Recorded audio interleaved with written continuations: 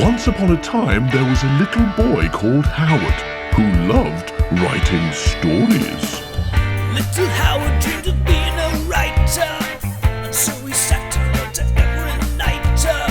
But everything he wrote was fucking shite, yeah. Wubba-dubba-doo, wubba-dubba-doo. Worst writer in the world, worst writer in the world, worst writer in the world, worst writer in the world.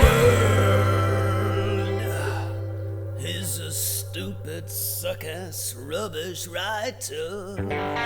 Welcome to the worst writer in the world. And Howard, I believe you've written something special for this episode, right? If by special,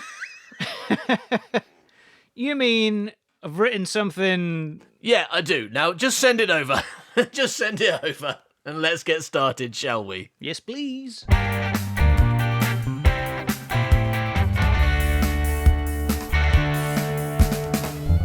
So, the title appears to be The End of the WuWuWorld. Oh, the WuWuWorld. I see the end of the WuWuWorld. All right, you say WuWuWorld, but I'm sorry, to me that says WuWuWorld, and as the reader, that's my interpretation. As the actor, that is my interpretation of the character, I'm afraid. My interpretation of the character of Howard Long is that he would say the end of the WuWuWorld for deaths, all right? And that's my fine. I mean, you've got creative control here. Chapter 1, The Turkening. Yeah.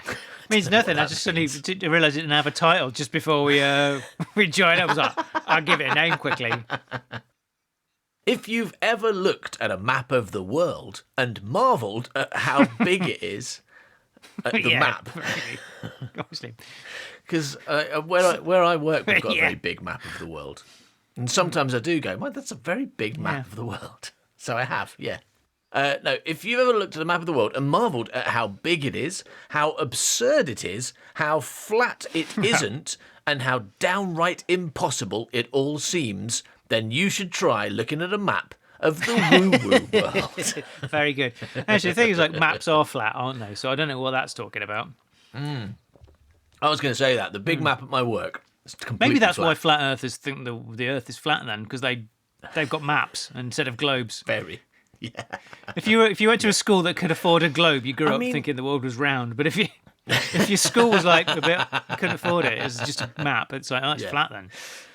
I mean, it's not. That's not in any kind of distance from the logic they actually use. Like, so going, well, maps are flat, and going, well, water doesn't stay on this orange. I mean, maps are flat is actually more logical than water doesn't stay on this orange. But the thing about maps is like that. Those maps that you look at, they're probably like on a wall. So you'd still think you would fall off, wouldn't you? Because it's like, how are you staying on at this 90-degree angle? Pouring water on it. Yeah. Oh, that's what we should start an anti-flat earther YouTube channel where we disprove the flat, but we don't prove that it's round. We just disprove that it's flat using their same logic. So we get a map and just start pouring water on it. and no matter how we'll try it this way. Water just flows off the sides, put it on a wall, water just falls on the ground. See, that proves the world is not flat. Over to you, flat earthers. I mean, whether it's a globe or a map or whatever, the water's going to fall off, isn't it? And the world does have water on it. So by that reasoning, the world's... I don't know what that means. I don't know what that means.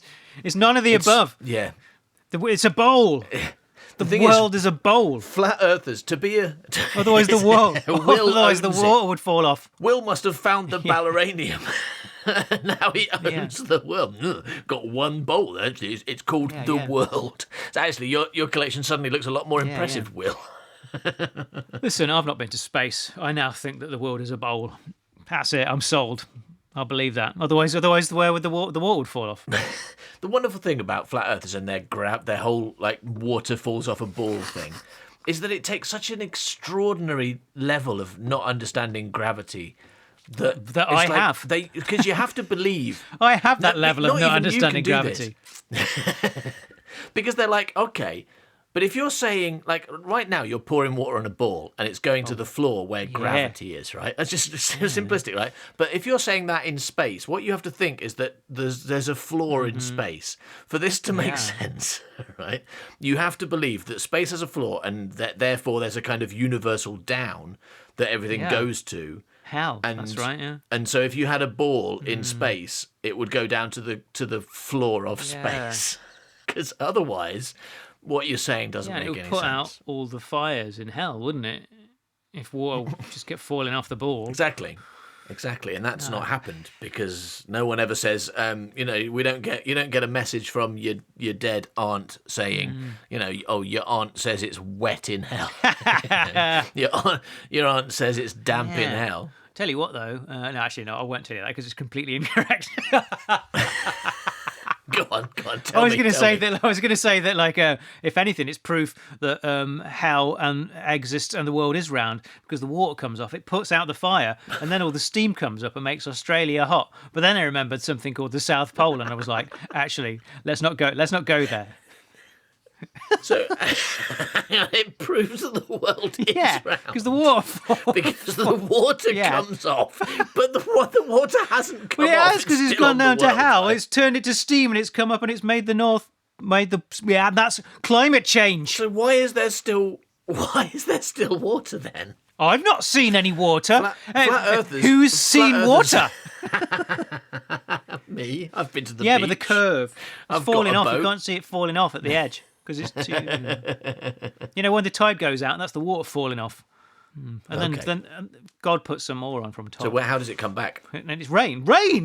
Rain. You've seen rain. And it comes down, and then it comes out, falls off, goes to hell, turns to steam, melts the polar ice caps. Rain comes down. It's a perpetual cycle. Makes Australia hot. Yeah, that bit. It's very important. Australia famously being on the bottom of the world. It's the opposite side of the world to me, and I'm on the top, right? Because that's where all the rain lands on us. Yeah, because your head's pointing up. Exactly. Yeah. Good. Yeah. Proof. All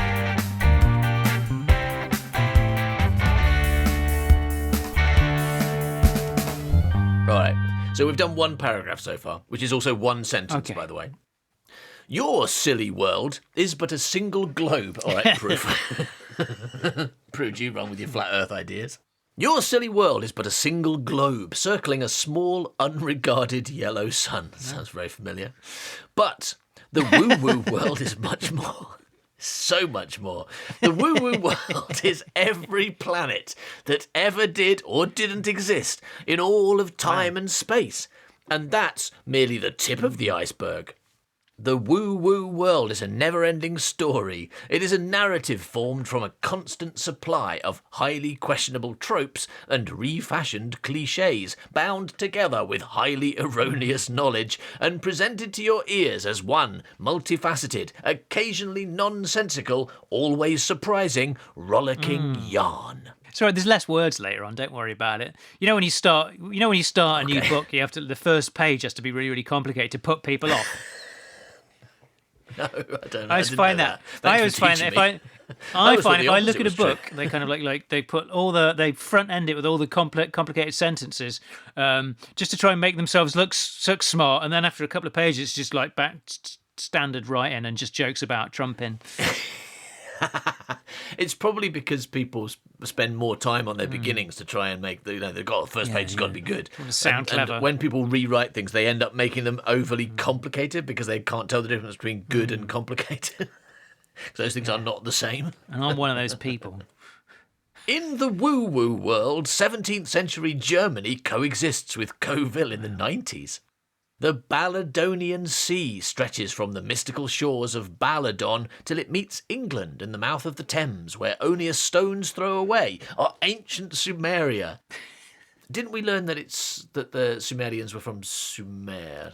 I feel like Sumeria isn't a place, but anyway, well, let's go. It is in the WuWu world. I mean, we may have learned some. We don't. Facts have no need. We've no need of facts in the WuWu world. Okay, fair enough. Jericho Asylum and the fabled air moon of Gallifrey. Oh, exciting. In the woo-woo world, there are talking wolves, edible skeletons, magical things with a capital T, private eyes with a fear of pies, living dead went the wrong way humanoid mole people, gold-coloured Cybermen, infinitely big houses, eternally small crabs, those nut things in chocolate stuff, 1,000,000 lights and 10 times as many people. And literally anything is possible, so long as you're willing to suspend your disbelief, forget everything you learned about science, and are happy to ignore spelling mistakes and grandma. Yay! Yeah. The thing is, when I saw spelling mistakes, I knew what was going to happen next. I didn't know it was going to be grandma, but I knew there was going to be a deliberate spelling mistake.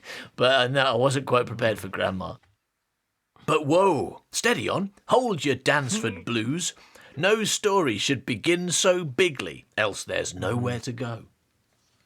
And so it is that ours begins smallly and simply and familiarly on a quiet day in the woo-woo world, specifically in the tiny, wintry town of Coville-upon-Thames, where... So that's sort of the name of the main character. I like it a lot. Yeah. Where head-having, arm-using, leg-walking, glasses-wearing, mustachioed, not ugly, human Derek Jonington was complaining about his job. Yeah, I like Coville-upon-Thames. Pretty excited about that.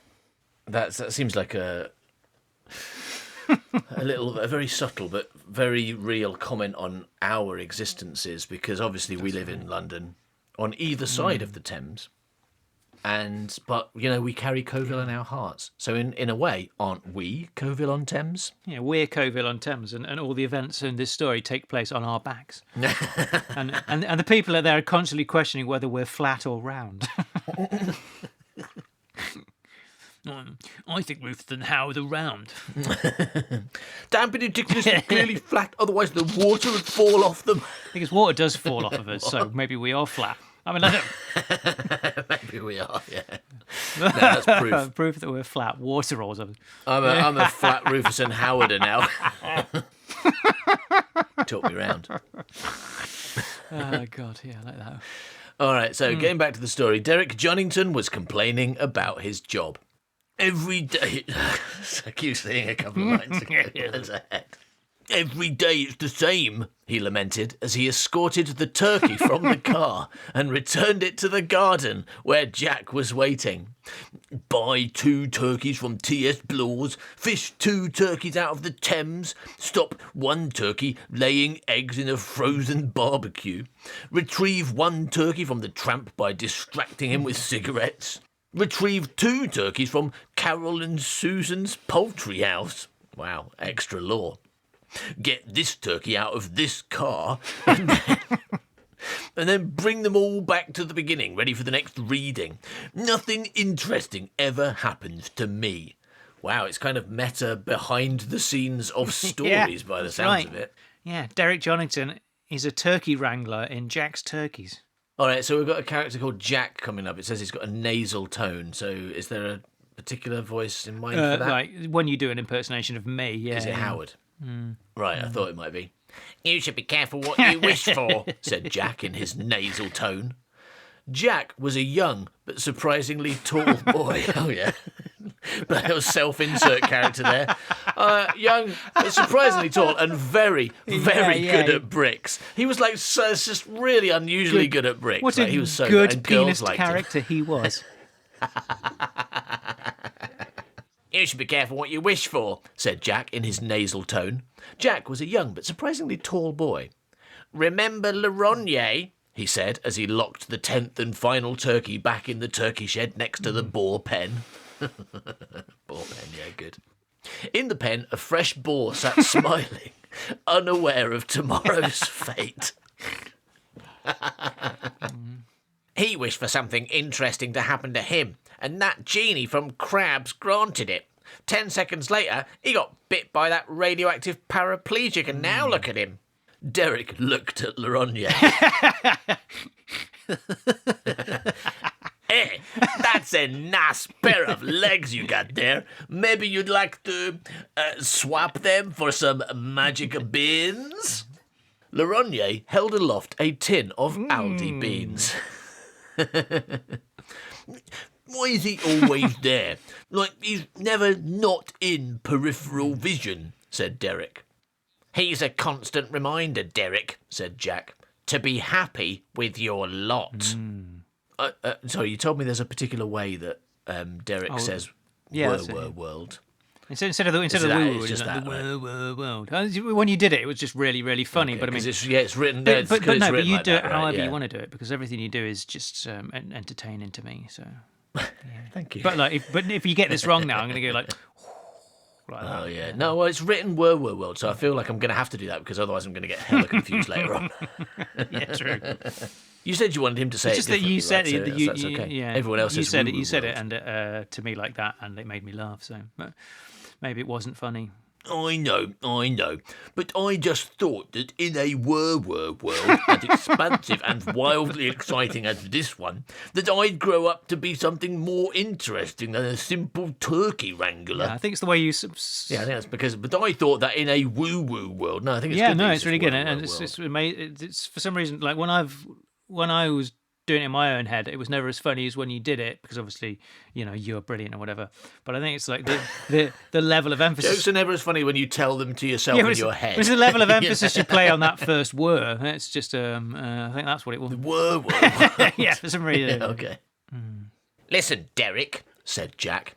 Jack's Turkeys is a very popular IP here in the WuWuWorld. You should count yourself lucky. That's easy for you to say. You're the titular Jack. You get all the freebies, all the fame, all the boar's head bacon sandwiches with daddy sauce. But who cares about little old Derek Johnington working behind the scenes? I'm a nobody. Hey, don't mug yourself, Dezza. All right. Seems a little bit like my character just entirely changed just then, didn't it? Now I speak to... Hey, don't mug yourself, Dezza. You're just as important part of Jack's Turkeys as I am. No missing words somewhere. You're just as important a part of Jack's Turkeys as I am. Thanks, Jack. You're a pal, said Derek, although he didn't truly believe Jack. Besides, Jack continued, it's not like I'm really the star anyway, is it? I don't have a single line. Not even an, oh no, my turkey's got out. I thought I could say... 1 million turkeys seems a bit high, maybe come down the number a bit, say 10. I figured that would be on brand. But no, it was against rule number 1. So I say nothing, and no one thinks about me at all. It's the turkeys that get all the exposure, said Jack. Just think of all the Binchleaf crossovers we've done. How many is it? Derek looked at his hands, but didn't have enough fingers, so he shrugged. A lot, he said. Yeah, that's true. But apparently less Binchleaf crossovers than there are champagne for breakfast crossovers by the sounds of it. I don't know. I bet it evens out. 'Cause although that's just one story. Although we did it a lot in that one story, Binchleaf is many across many stories, and I think turns up in some way in almost every chapter that we've ever written since then. Even if it's just a mention. It does happen a lot. So Derek didn't have enough fingers, so he shrugged. A lot, he said. A hell of a lot, Jack emphasised. And do I get a look in? No, it's all about the flipping turkeys. And who looks after the turkeys? I do, said Derek. Precisely, D-man. Definite character change halfway through. You've spent more time in the adventures of Gret Binchleaf than I ever have or will. Yeah, wrangling turkeys, not doing anything worthwhile. Blah, blah, blah, blah, blah, said a turkey. Very good. I think that's how I'm meant to do that. Blah, blah, blah, blah, blah, blah, blah. I don't know. I suppose I should do it. I should do a voice for the turkey, though, shouldn't I? Like, Give it a character, yeah. blah blah blah blah blah blah. Said a turkey. Said an Australian turkey. Amazing. Blah blah blah blah blah blah blah. Yeah, said a turkey. I'm sorry, tramp sack turkey. Said Derek. Obviously, saving you is worthwhile. It's just, I wish I could do something new. I wouldn't expect to be a character, obviously. Just a behind-the-scenes job on something good, like, I don't know, Rapunzel, or, TARDIS is 5. Yeah, no, I'd even take something on Ginger Beefsting. Crikey, you are out of sorts. Ginger Beefsting, indeed. I could be a fluffer on the top floor. That's 5 minutes of very interesting work right there, I'm led to believe. Jack looked at Derek, wide-eyed. I'm joking, said Derek, and Jack rolled his eyes. That's a relief. I thought you were going all linear on me for a second there. Jack laughed. Derek laughed. They laughed. But in all seriousness, Derek, continued Jack, you should be thankful for what you've got. Think of my poor uncle, Barry. He's stuck working for Stars. What's wrong with Stars? I love Stars. 95% dialogue. None of that pesky prose. Plus, it's got magic in it. What's your uncle's job?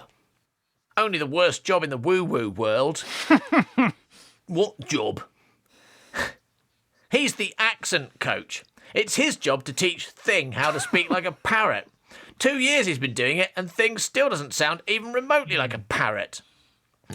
Does Thing sound like anything in particular, like anything around here? Would you say, when you were talking about what Thing sounds like, does he sound like, I don't know, anyone else you know, maybe? Because, Ploggy want a Volifont. All right. No, what Derek says is, that's really, that sounds like a cushy job to me. Sounds like a cushy job. Doing a parrot voice. Hey, maybe we could swap jobs and I could teach Thing to parrot talk. As it happens, by a complete coincidence, I do a pretty mean parrot impersonation. Ploggy want a Volivant. Ploggy want a Volivant. That is amazing. I could listen to that all day, said Laronnier, who was still there. Yes, agreed Jack. Very good. But you know rule number 1, don't you, Derek? Never get them wet, said Derek. No, said Jack, rolling his eyes at Derek's joke. The first and only rule of the WuWuWorld. There are no rewrites in the WuWuWorld. I know, said Derek. Every typo must be adhered to. I assume there's a missing word, which is word there, right? Yeah. Exactly. So, this, said Jack, gesticulating at his friend, this is and will always be you, Derek. Derek the Turkey Wrangler. But stop thinking of that as a cross to bear. Turkey Wrangler in Jack's Turkeys is a fine and very important position. So best come to terms with that and learn to enjoy yourself. Let loose. But... No buts, Derek. You were put on this WuWuWorld for a reason. Do you doubt the wisdom of the Lord, our Howard? Hooray! Hooray! Brilliant. I can't believe you've written a story so you can be God. That's the whole point of this. Like, I wonder if I can write a story where I'm God. How would I get away with that? Hang on, I've created loads of people. I'll just be in control of them. Finally. Respect. All right. No, it says, do you doubt the wisdom of the Lord our Howard? Or is it the Lord our Howard? Yeah. What? All of it? Including the stuff about gravity? Do you doubt the wisdom of the Lord our Howard? Repeated Jack, a hint of fear in his voice. Okay. Do you doubt the wisdom of the Lord our Howard? Repeated Jack, quite a large hint of fear in his voice, as he looked upwards as though expecting Derek to be struck down. No, I guess Howard knows best, said Derek, unwillingly. Right, so, forget all this dreaming of an exciting life and let's go get a drink. Get you nicely soused. I've come across this word before and had trouble with it, haven't I? I feel like this is soused. Is that how you pronounce that word? Soused? That's a word, right? I don't think I made it up. I feel like we've had this whole conversation and we probably discovered it was a word. I'm just not familiar with it. Right, yeah. 1, of food, especially fish, preserved in pickle or marinade. 2, informal, drunk. Okay. Let's go get a drink, get you nicely soused, get you a good night's sleep, then tomorrow you can wrangle those turkeys with a renewed purpose. I don't think my stomach can handle any more eggnog, Jack, said Demick, grimacaying. Grimacaying. Did I say Demick? I was so busy trying to work out what the next word says because there's grimacaying. I should it was grimacing. Grimacaying, you remember it's no rye-roots in the woo-woo world. Got to perform what it says. All right. I don't think my stomach can handle any more eggnog, Jack. I fucking lost the ability to speak now, said Demick, grimacaying. The woo-woo world is falling apart. I don't think my stomach can handle any more eggnog, Jack, said Derek.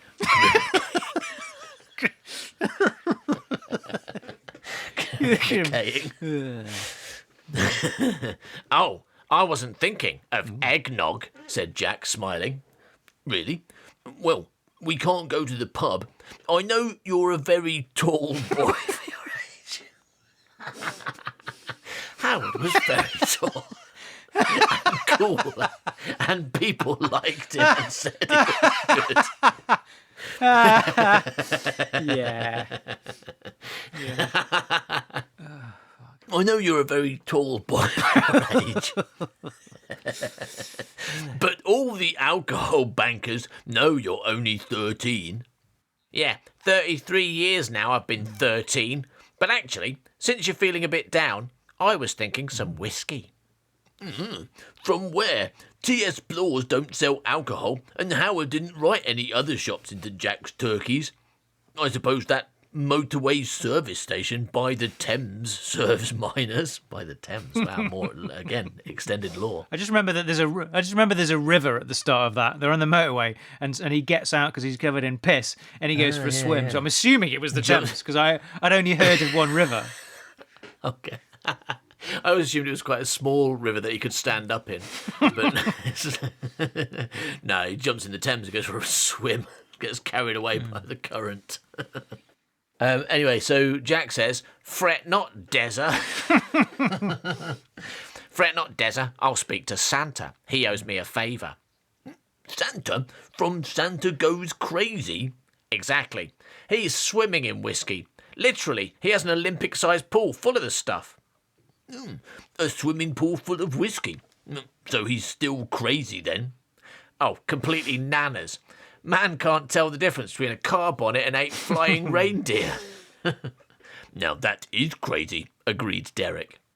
And with the turkey gate firmly closed and thoroughly locked, the two friends headed off to get right royally ham bollocks. Yay!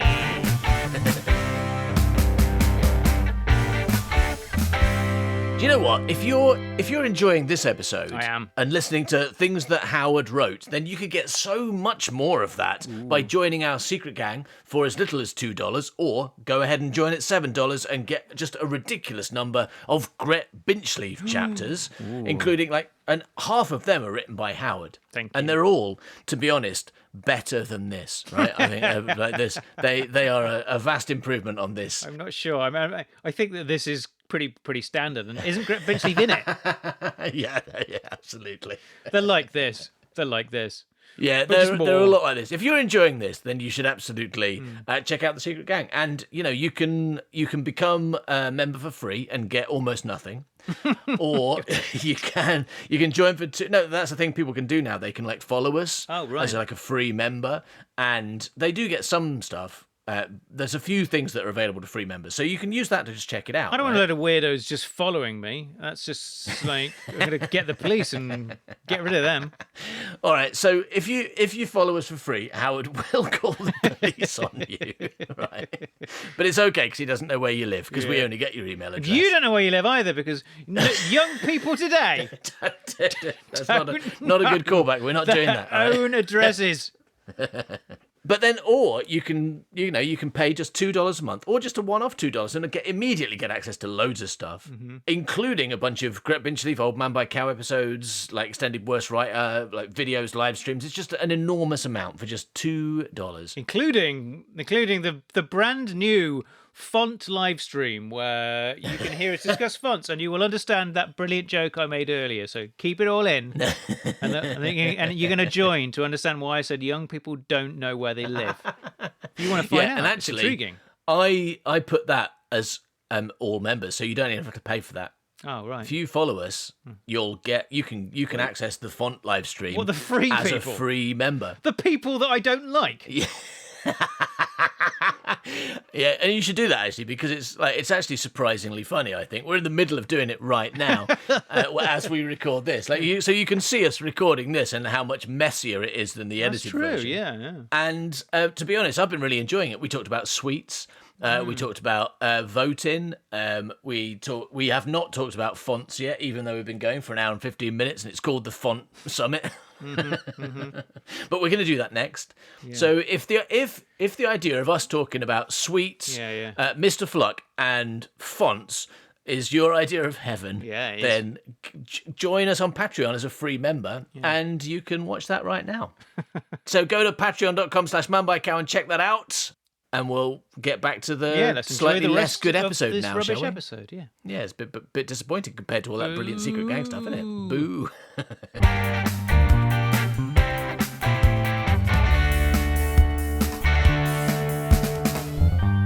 I'm off to see a turkey, a cretinous turkey, of course. It really is a cretinous turkey. If ever, I don't know how that fucking song goes. If ever can you? What's the tune? I want to see a turkey, a cretinous turkey, of course. It really is a cretinous turkey. If ever a key, there If ever and ever a key, if ever there, and ever Turk. a key, there, Turk. The is one cretinous because. turkey is one because. That's right, yeah. Sang Derek as he zigzagged drunkenly home at 4 a.m. Derek stopped suddenly on the crest of the hill, mere yards from his modest little home. And he gazed up at the star-filled sky, and he did a hiccup. And then he done a burp. Then, composing himself, he cleared his throat and spoke to the heavens above. I mean, there's things in brackets here, which I feel you've written because you want me to make noises, and it doesn't matter. Yeah, what no, the letters are, right? That seems what I'm doing. So he did a hiccup, and then he done a burp. And then he cleared his throat and spoke to the heavens above. Oh, the Howard, the Rufus, and the holy Mr. Fluck. If you truly exist, if you're up there looking down, then please take pity on me, your humble creation, Derek J. Jonington. And please let me be more than a mere turkey wrangler. Derek waited as though he truly expected a reply, and when none came, he cried out louder, "If you're listening, send me a sign!" Derek watched the skies for a sign. "Any sign, even a really small one," he added. But 10 seconds passed, as they are wont to do in the WuWuWorld, and no sign came. Then another 10 seconds, and pretty soon it was a whole only minute later. But there were no shooting stars, no cryptic messages in the dark clouds, not even an owl hooted mysteriously. And so Derek gave a sigh of utter dejection.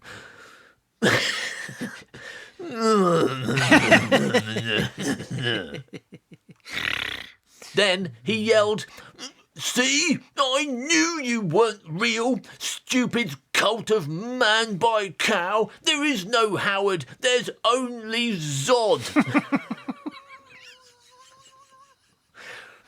What's that a reference to? That feels familiar, but I have no idea. That's from Howard's songbook or whatever it was. Yeah, it's a song that goes, "There is no God, there's only Zod." But I think it was included. I remember us talking about it. I remember that. Yeah. And with that, Derek headed indoors to his cosy bed to dream of a life less ordinary. Which is a movie with Ewan McGregor. Yeah, right? that's what he went to dream. That's what he dreams of. I'm going to dream of Ewan McGregor. He's got a very, very good sized penis. Only moments after Derek had stepped inside his one bed. A lot of words. I like stepped inside his bed, though. And the door had clicked shut behind him. Out on the hilltop, there came a strange humming sound. Ooh. Very quickly, an unnatural wind whipped up, and the old squeaky weather vane atop the poultry house began to spin. Slowly at first, and then more rapidly, making an unpleasant whistling sound. Dogs began to bark. Cats began to growl. Gremlins began to bye-bye, Billy. A swirling red void took form in the black sky, and then, with a crash of bright lights and a flash of bright sound, a figure on a motorbike splagged into view mid-air, from whence they immediately came swooshing down and landed expertly, doing a high chair stoppie on the old dirt road. The stranger wore a mirrored head helmet and leather leg trousers, and after doing an impressive burnout, they pulled a wheelie and they sped off. As they submerged into the dark folds of the black night, so the glowing void began to fade. The weather vane came to a standstill. The dogs quit their yappity-yap. The cats quit their catity-cat. The gremlins quit jumping. And pretty soon, everything was silent once more. And, but for the tyre marks on the old soil track, there was no sign that anything strange had happened at all. Derek awoke the following morning, his head pounding from too much of Santa's whiskey. I've got one corker of a whiskey nonsache, he said. He said aloud, but fortunately no one was around to arrest him.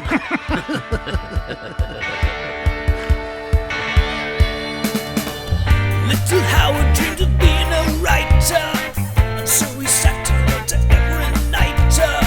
But everything he wrote was fucking shite, yeah. Wubba-dubba-doo, wubba-dubba-doo. Worst writer in the world, worst writer in the world, worst writer in the world, worst writer in the world. Thank you for listening to this episode of The Worst Writer in the World, part 1 of a 3-part story. The second half of what Howard wrote is coming in 2 weeks, and then the concluding chapter, written by me, will be 2 weeks after that. However, if you don't like waiting, you can get all 3 episodes right now for just $2 by signing up to our Patreon at patreon.com/manbycow. Thanks for listening, everybody. Bye-bye, milk. Bye-bye, milk. He's a stupid, suck-ass, rubbish writer. Yeah.